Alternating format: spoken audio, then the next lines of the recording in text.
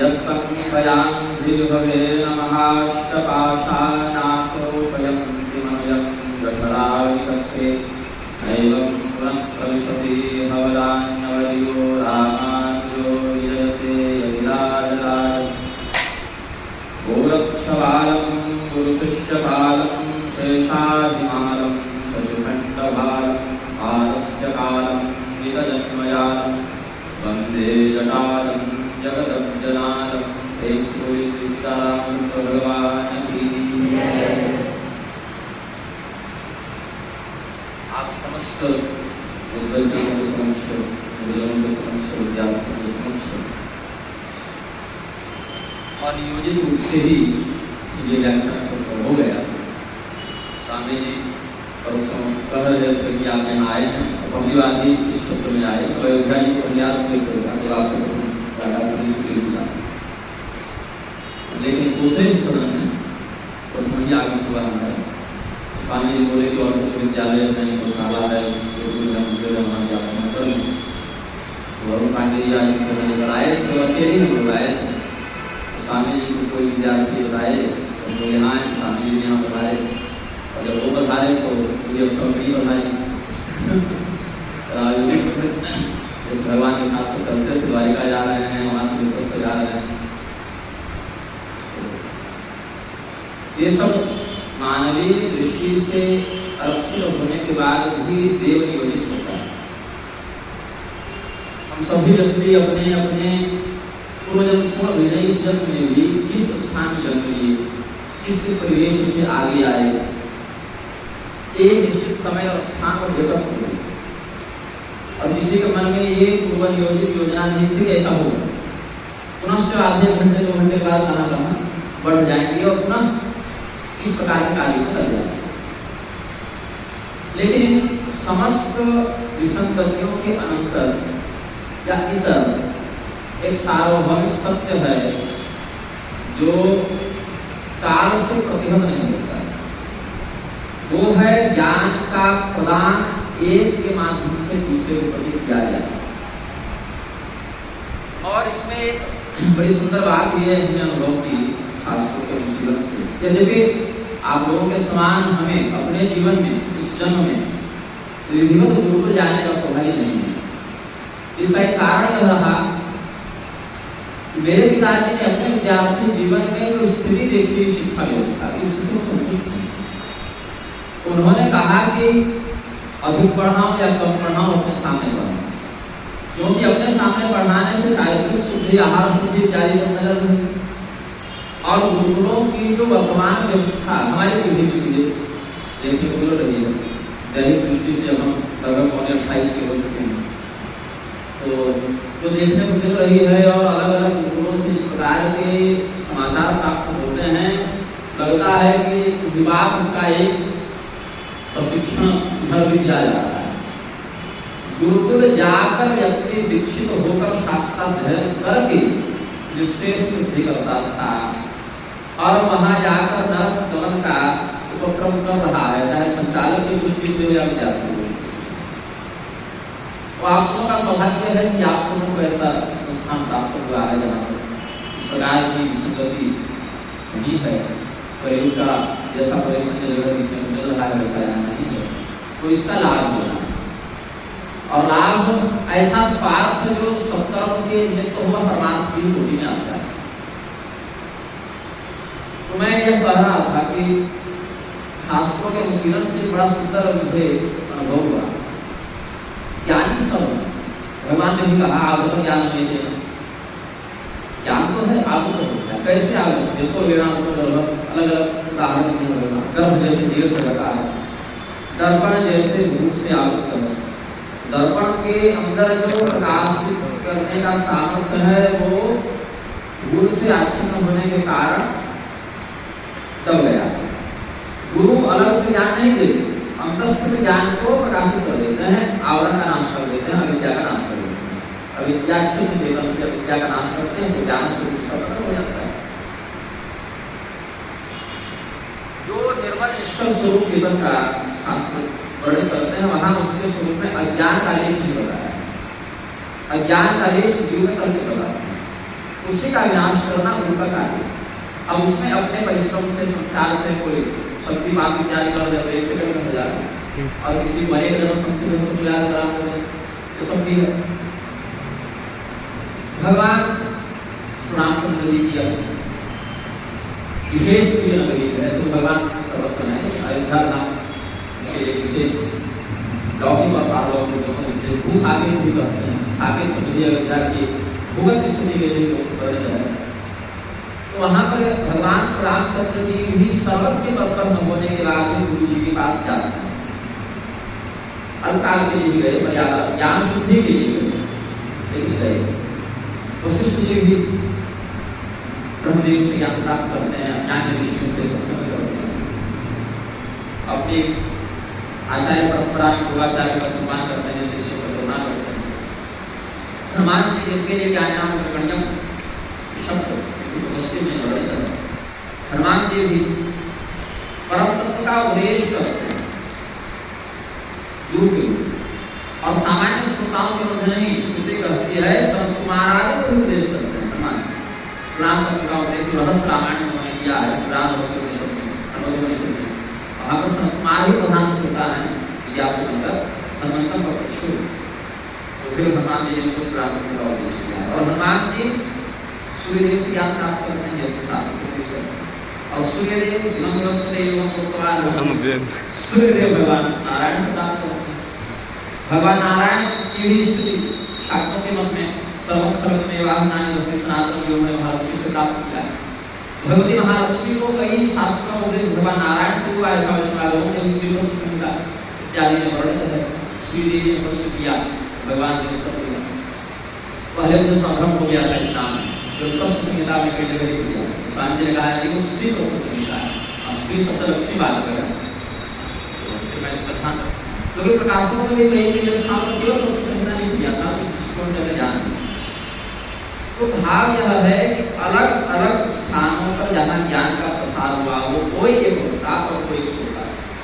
वहाँ पर बोलते हैं सर्व पांडे जी के बैठे, इनकी दृष्टि में मैं इनसे नहीं जानी, लेकिन मेरे ग्रंथों में व्याकरण की जो त्रुटि होती है उसमें मैं इनको भेजता हूँ, पूछता हूँ यहाँ क्या है, ये करते हैं इसमें गलत लिखे, इससे ऐसा लगेगा ये अधिक शुद्ध लगेगा। मैं सोचता हूँ क्योंकि मैं उस विषय का नहीं हूँ, तभी प्रमाण हुआ। प्रमाण जीव का लक्षण है। अगर प्रमाण स्वभावतः हम न करें तो उसका जीवन कई बाधित होगा, परिभाषित नहीं होगा और उसे उस जीव के जीवन को कुछ करता है। इसलिए भगवान जी की शरण में जाते जीव ही भगवान की शरण में जाते।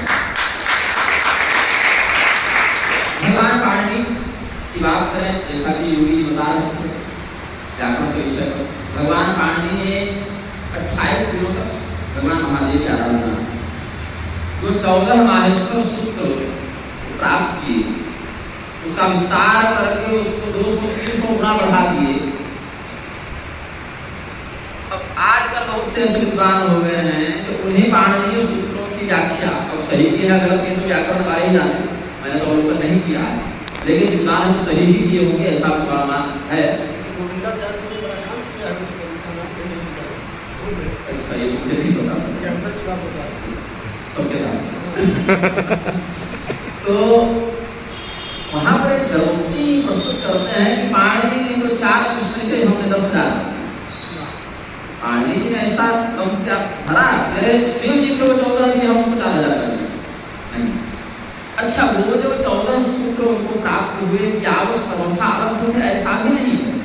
वेद व्यास जी ने अग्नि पुराण में वर्णन किया हुआ, अग्नि पुराण प्रधान पुराण में आता है। ये भी नहीं कि वासुकी पुराण और पूरे पुराण के समान कोई अलग पुराण हो, गुप्त हो, या कोई जीवन पुराण आदि के समान अग्नि पुराण हो, प्रधान उसकी गणना है और उसमें कुमार शब्द के द्वारा उसका उल्लेख किया गया। हालांकि अच्छा नहीं है वैसे, उसका सूत्र भी रहता है, वो सभी हो जाता है। लेकिन जो पहले से वर्णित है, हम कुछ नया नहीं सीखते, ज्ञान बनता बिगड़ता नहीं है, ना भाव उपदेश होता, सत्य स्वरूप ज्ञान का अभाव नहीं होता है। और शब्द के विषय में दोनों बातें सही है। शब्द शास्त्र जो है उसका उच्चारण, उसका अर्थ, जब देवताओं के लिए भी विविध परिणाम प्राप्त हो सकता है, जैसे प्रकरण में रोज युक्त वचन कहने के कारण उसको भी व्यक्ति बताएंगे क्या होना था और क्या हुआ, लेकिन इतना अवश्य है कि स्वर अपेक्षित रूप से नहीं लगा, इसका विपरीत हुआ, ये कुछ बात है। तो इसका बोध कैसे होगा? इसका बोध इन्हीं शब्दोच्चारण प्रतिपादक शास्त्रों से होगा। इसीलिए इनकी विराम स्त्री वर्ग। तो व्याकरण, ज्योतिष, छंद शास्त्र या श्रुति कर्म का उत्पादन करने वाले कर्म या अन्य विरुक्तादि जो भी, और इनके जो मूल व्यासाचार्य हुए, रघुनाचार्य हुए, सब हुए, पिंगली हुए, सब और की परंपरा का अनुसरण करते हुए अपने पूरे जीवन को एक ही शास्त्र को समर्पित कर देने वाला, चाहे अपने क्षेत्र में वराह जी हो, चाहे अपने क्षेत्र में पाणिनि जी हो, अलग अलग, मतलब ये भी नहीं कि हम बिल्कुल सर्वज्ञ हो जाए, ये भी नहीं कि सब हम ही पढ़ रहे, और तो ऐसा है कि मतलब हर व्यक्ति हर विषय का विशेषज्ञ। यहाँ ऋषियों ने एक शास्त्र पकड़ा, पूरा जीवन उसमें लगाया, उसको विशुद्धतम प्रारूप में अपने तपस्या प्रज्ञा से उसके सामने प्रवर्तित किया। एक ऋषि संपूर्ण अस्तित्व को एक शास्त्र को समर्पित करते हैं, और हम क्या कहेंगे, हम तो सब पढ़े हुए हैं। ये कम जो है विद्यार्थी के लिए वो आराम से जाता है, और यही विद्यार्थी में गुरु बनेगा और बन सकेगा। तो इसमें बड़ा स्थान यह है, कई बार गुरुजनों के लिए भी मैं ये करूँगा, विद्यार्थियों को परामर्श दूंगा, हर विद्यार्थी कभी कभी गुरु बनेगा, और हर गुरु कभी कभी विद्यार्थी बनेगा। तो गुरु और शिष्य में स्थिति का भेद है, जो है व्याकरण विद्यार्थी रूप में है, गुरु रूप में, और एक ही गुरु कई बार विद्यार्थी भी बनता है, कई बार पक्षी भी बनता है, जैसे कुमारी भट्ट और कई बार उड़ीसा भी बनता है। तो यहाँ पर एक बहुत अच्छी बात ये होनी चाहिए कि उसमें तपस्या का अभाव नहीं होना चाहिए। सिलेबस और शास्त्र नहीं करें, सिलेबस शास्त्र नहीं है, शास्त्र सिलेबस नहीं है। और जिस व्यक्ति ने उस शास्त्र का उपदेश किया या जिन जिन देवताओं से शास्त्रों को आराधनापूर्वक प्राप्त किया, हमारे जितने भी माइंड में कविगण हुए हैं, जैसे कालिदास का वर्णन किया गया, आज भी जो ऐसे शास्त्र मेधा सूक्त हैं, उनमें कहीं न कहीं देवाराधन का प्रत्यक्ष अथवा परोक्ष मत अवश्य है। पूरी की पूरी वेद शाखा प्राप्त करके जाकर भगवान सूर्य के पास। तो गुरु में देवता ने अभेद देखते, अब अभेद देखने का अर्थ है कि गुरु जिस स्वयं कोई परमात्मा को चिंता के मुक्ति में खा के रहे कि भगवान को छोड़ो हमें भजन करो, क्योंकि वह गुरु ही नहीं आराधना करके गुरु बने। तो गुरु और ईश्वर में अभेद दर्शन करते हैं, अथवा अभेद इसलिए न ही कर पाए तो कम से कम यह गुरु ही हमें इस ईश्वर का बोध कराएंगे, शास्त्र प्रतिपादित ईश्वर का बोध कराएंगे, शब्द ब्रह्म का बोध कराएंगे। शब्द भी ब्रह्म का स्वरूप है, और ब्रह्म की दोनों विशेषताएं, विरोधाभासी बातें अगर कहीं एक साथ संभव है तो ब्रह्म बाकी किसी संभव नहीं। इसलिए परंतु संख्या प्रभुत्व क्षमता ऐसे स्मरण आ रहा है, और एक नित्य का क्षण एक देव शब्द की हो जाती है और अनंत देव शब्द की स्त्री हो जाती है। शब्द को एक भी कहा, शब्द को अनंत भी कहा।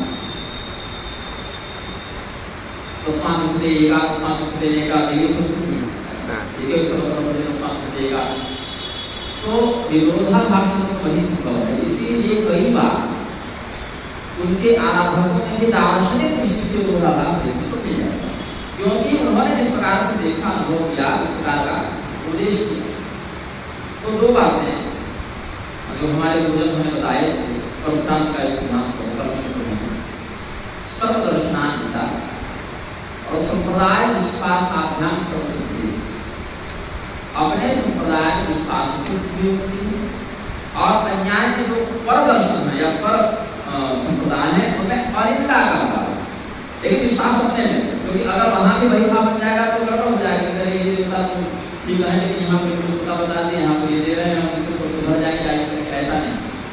इसीलिए अपने संप्रदाय में विश्वास हो, दूसरे के प्रति सहिष्णुता, इससे अति शीघ्र ईश्वर की बात आती है, क्योंकि झगड़ा आपस में हो सकता है, ब्रह्म तत्व में झगड़ा नहीं होता कि ब्रह्म तत्व अद्वितीय है, झगड़ा के हो जाए, एक झगड़ा नहीं होता। अगर एक में भी झगड़ा हो रहा है तो कम से कम प्रवृत्ति और निवृत्ति का संकल्प या विकल्प का द्वैत को दिखेगा ही नहीं, दो पक्षों में तभी झगड़ा। तो तपस्या के माध्यम से अपने जीवन को पवित्र बनाते हुए दुर्लभ शिष्यों को भी उस पवित्रता के अवसर करें, तभी अल्पाभ्यास से ही वह शास्त्र बहुत फलदायी हो जाता है। अभ्यास से शास्त्र अगर प्राप्त हो जाता है केवल अभ्यास से, तो गुरु जी को विद्यार्थी को पता ही नहीं, विद्यार्थी भी अपने अनुसार परिश्रम कर रहे हैं, क्लास में सबके लिए वही 45 मिनट का घंटे का ही चल रहा है, अच्छा लग रही है। और गुरु जी की शब्दावली तो प्रस्तुत शिष्य उनके लिए भी समान है, तो हर शिष्य को प्राप्त नहीं कर पाता है समान रूप से, क्योंकि उसमें बहुत से ऐसे सूक्ष्म तत्व विद्यमान होते हैं, बहुत से जो उस विद्या को अधिक करने में, उसके बोध करने में, उसके आचरण करने में किसी को प्रोत्साहित करते हैं, किसी को प्रोत्साहित करते हैं। कई बार ऐसा देखने को होता है कि कोई हम कक्षा पढ़ने को बैठे मन में उच्चारण हुआ कर, और कई बार ऐसा भी होता है, मेरे साथ तो बहुत बार ऐसा हुआ, बहुत ही बार हुआ, बहुत से साधकों से भी स्वामी जी बताते हैं और वे साधक बताते हैं कि कोई मन में प्रश्न है और उसका समाधान नहीं मिल रहा है, अनायास ही जैसे 10 बजे कुछ सोचा, 10:30 बजे पुस्तकालय से तुरंत निकाला, थोड़ा दूर तो नहीं मिले, तो क्यों वही में विषय ही छूटा, तो ऐसा अनुभव हमें भी कई बार होता है। हमारे पिताजी ने हमें शास्त्र की शिक्षा दी थी जब हम 7 वर्ष के हैं, शास्त्र की शिक्षा दी थी, और उस आराधना को हमने लगभग 16 वर्ष की अवस्था में किया, मतलब 8-9 साल किए थे, प्रतिदिन रात्रि को करते थे, एक ही माला सही लेकिन कभी नहीं सोते, और इतने गुप्त से किया कि मेरे पिताजी को नहीं बताया, मतलब पिताजी ही साथ में रहते थे, माता जी गाँव में थी, पिताजी ने कहा कि मैं इसको मारूंगा पीटूंगा तो ममता की मुक्ति में क्या जाओगे, हमारी बच्चा बढ़ गया, तो इसीलिए अध्ययन का होने तो दूर रहो, बीच में 2-4 महीने में आदमी के लिए आ जाना बुला चले जाएंगे, लेकिन अध्ययन के समय इसके लिए ताड़ना आवश्यक है, उसका एक विधान है, तो हालांकि वो विधान तो ज्यादा होता कई बार, लेकिन ठीक है, उसका परिणाम बड़ा होता है। इस अवस्था में अब समझ में आता है जी, हाँ नहीं वैसा जब मैंने सकल ताड़ना के अधिकारी वाला जब लिखा था तो प्रोसेस को ताड़ना चाहिए, हाँ, लेकिन ऐसा नहीं कि बिल्कुल इंश्योरेंस में जितना सही हो और जितना का शासित हो, क्योंकि कई बार अति ताड़ना भी उसको असर बना सकते।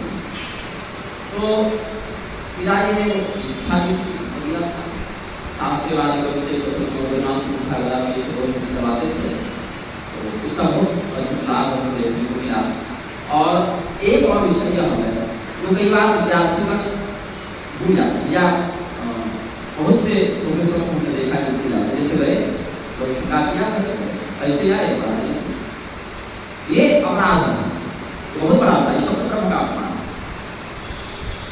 विद्यार्थियों के लिए सब शिका किया, मुझे प्रोत्साहन नहीं किया, अपेक्षित तुलना नहीं किया, कर नहीं किया, सामान्य तो न्यूनतम शुद्धि नहीं करते हैं, उससे बहुत प्रेरणा बहुत आश्रय तत्व जो है व्याप्त होता है उससे, और जो हमारे धर्म सत्य हैं ग्रंथ पढ़ने से तो अवसर का विधान, आसन तो अपने से ऊपर देना है, उसका छोड़ कर कहीं नहीं जाना है, लेट कर नहीं ऐसे देखना है, ये नहीं खा रहे उधर करना पड़ता है, आँख नाक में हाथ चला जाए तो हाथ धोकर फिर करना पड़ता है, बेवक्त व्यवहार ग्रंथ से होगा। तो कई बार ऐसा होता है, हमें अनुभव हुआ है, आप लोगों को होता होगा कि ग्रंथ स्वयं बैठकर उस विषय को पढ़ा है, ऐसा लगता है, अनुभव होता है कि इस विषय को कई बार। अच्छा, एक और घटना मुझे देखने को मिलती है अभी करीब अधिकांशतः ये 19वीं शताब्दी के उत्तरार्ध से कुछ विचारक समाज सुधारक जैसे जो आने लग गए, इन्होंने कुछ ज्यादा बनाया, अपने मन में एक धारणा बना लिया, उसके बाद ग्रंथ को पढ़ते हैं। अब यदि ग्रंथ की बात हमारी धारणा के अनुकूल की समझा, और अगर विपरीत करी गई या तो उन्नति कर देते हैं, सुरक्षित कर देते हैं, या उसका आभास कर देते हैं।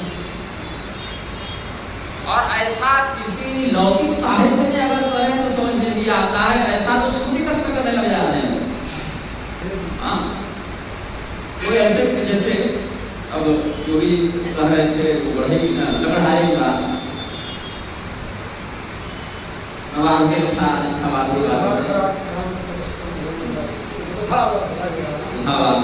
तो उस पर एक और एक गुरुतर का मुझे स्मरण आता है, वो भोजराज जी के ही यहाँ का था। नहीं याद तो जितना को नहीं याद नहीं। अगर ऐसे किसी लालित्यपूर्ण साहित्य में कुछ अगर शब्दांतर हो अर्थांतर हो तो अच्छा मिल सकता है, लेकिन आर्ष वाक्यों में अर्थांतर शब्दांतर नहीं हो, इसीलिए संप्रदायों की विशेष अध्ययन परंपरा है। तो शब्द कहता क्या, जैसे एक चर्चा में बता रहे थे, ऐसे आपको जानते भागवत महापुराण का प्रसंग था, कैलाश पर्वत की वहाँ पर सुंदरता बढ़ी थी, तो बीज शब्द कई बार आया है श्रृंखला, कई सर्प के लिए आया है, कई पक्षियों के लिए आया है, कई चंद्रमा के लिए आया है, अलग अलग प्रकार से विजय प्रकार से काम लगा। ब्राह्मण भी ये पाठ कर रहे हैं शिव जी की स्तुति में, तो ये विजयी कहलाए। तो इस शब्द का इस परिस्थिति में, इस प्रसंग में सब प्रकार से जो अर्थात्मक निर्णय की उपसंहार है, मुक्ति है, ये सब अपूर्वता है, स्तुति है, ये सब प्रकरण है, तो इन सबों का चिंतन करते हुए अर्थानुसंधान किया जाता है। लेकिन ये प्रक्रिया जब हुई या इस प्रक्रिया का महत्व नहीं समझ पाए या स्वयं को ही सबक मारकर जब ग्रंथ पढ़ने लगे, तो क्या हुआ, ग्रंथ में अगर स्वविरुद्ध कोई बात लिखी तो ग्रंथ नकली कह दिया या अर्थकारी अनर्थ। तो पहले अज्ञानी बनकर ग्रंथ को प्रणाम किया जाए, उसके विशेषज्ञ की शरण ली जाए, विशेषज्ञ उपलब्ध न हो तत्काल में और स्वयं में इतने प्रबुद्ध हों कि जरूर ठीक है शब्द को प्रकरण को समझने की प्रक्रिया है उनके पास, तो ग्रंथ से निवेदन किया जाए कि आप हमें अपने वास्तविक अर्थ से अवगत कराएं, निर्देश करें, फिर पढ़ाएं और बार-बार पढ़ाएं, यहाँ तक कि भगवान कहते परिप्रश्न करें। एक बार पूछ लिया गुरु जी से, गुरु जी ने बता दिया, आवश्यक नहीं पूरा समझ गए, क्योंकि भगवती की कृपा से जब मैं गर्भ में था तो मेरे माता पिता गीता भाषी बहन तो वो मेरा साक्षात्कार सहारा में आया था, मुझे तो सहारा चैनल वाला आर्काइव से निकाल के दिया हमको, तो फिर मैंने अपलोड किया था। तो क्या क्या बातें मुझे याद नहीं, माता जी का मैंने साक्षात्कार सुना तो वही मैं सुना पढ़ा माता जी का। तो उनकी कृपा से जब वाणी मेरी संस्कृत हुई,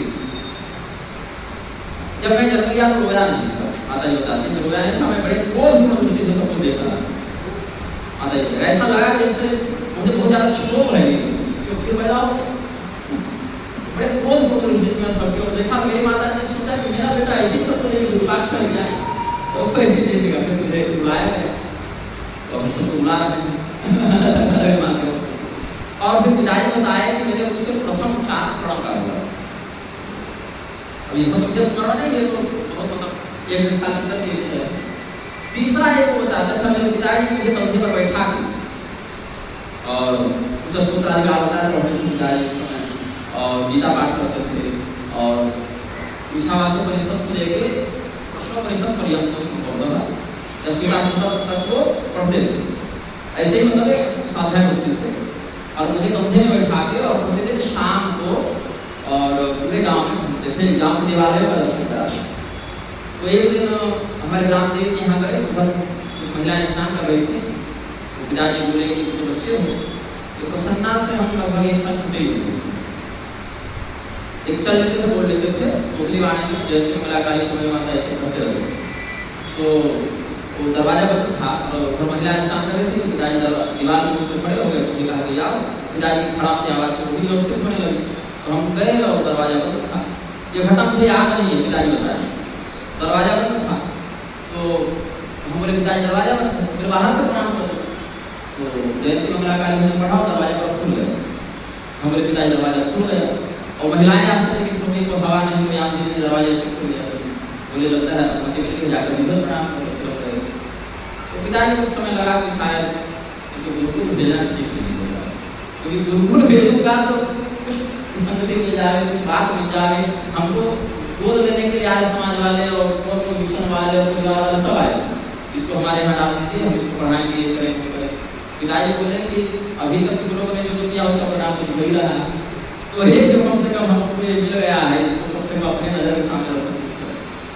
आहार शुद्धि पर शुद्धि पर सबसे बढ़कर ग्रंथ के प्रति देव बुद्धि, ये पिताजी ने जो सूक्ष्म बीज है वो प्रदान किया। आगे का सारा भार जो है संभालना है ग्रंथ को देवता भाई सब महात्मा है। तो मैं ये कह रहा था, ये सब बताने का कारण ये था कि पूर्व जन्मांतर विद्या भी प्राप्त होती है इनको, अगर शुद्धि अच्छे अपने शास्त्र और इस जन्म में विद्या भी प्राप्त होती है, वो धोखा नहीं देती। अगर आपने उसको विधिपूर्वक प्राप्त किया है, गुरुमुख से प्राप्त किया है, शास्त्र पूजन पूर्वक प्राप्त किया है, धोखा नहीं देती।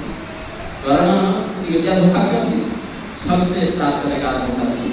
एक मेरा कुछ शिष्य था, दीक्षित तो नहीं था, तो एक हमारा मैं कहीं कहूँगा मैंने दी नहीं थी, वो मेरे यहाँ से तो तत्व शास्त्र की पुस्तक प्रारंभ करते हैं।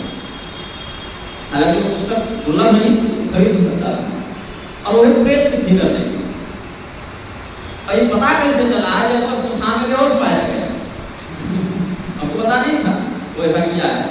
तो अगले दिन 8 बजे वो सुशांत में पाया गया, तो पूछा गया तो सो रहे थे कि शराब पिए थे कि ब्राह्मण का शराब नहीं पीता था। तो उसने कहा कि हम प्रेत सिद्धि करने आए थे, और उसके बाद रात को सीने में दर्द हुआ, 8 बजे आपको उठाए तो कौन प्रेत मंत्र दिया था? बोले दिए नहीं तो गुरु जी पुस्तकालय से पूरा भाग। तो स्वामी जी बताते हैं कि बहुत से शिष्य इन्हीं को इस विषय में ज्ञान देते रह जाते हैं। ग्रंथ चौड़े जो है वो बड़ा हाँ हाँ। तो ये तात्कालिक स्वार्थ के लिए जो इस प्रकार का छल करते हैं, प्रमाण करते हैं, या गुरुद्रोह करते हैं, शास्त्र द्रोह करते हैं, वो विद्या विधिवत प्राप्त नहीं कर पाते, उनकी विद्या बुद्धि के लिए कालांतर हो जाती है। तो आप समझ से हमारा ये होता है कि सिरे वस्तु ठीक है कि डिग्री की उपयोगिता समाज स्वीकार कर ली है, और तत्काल में 1-2 साल में ऐसा दिख नहीं रहा है कि पूरी व्यवस्था को परिवर्तित करके कुछ कर लिया जाए। अच्छा, तब हम आपके यहाँ गए, आइए हमारे यहाँ है स्वागत। अच्छा, आसन दबाना इनको आइए।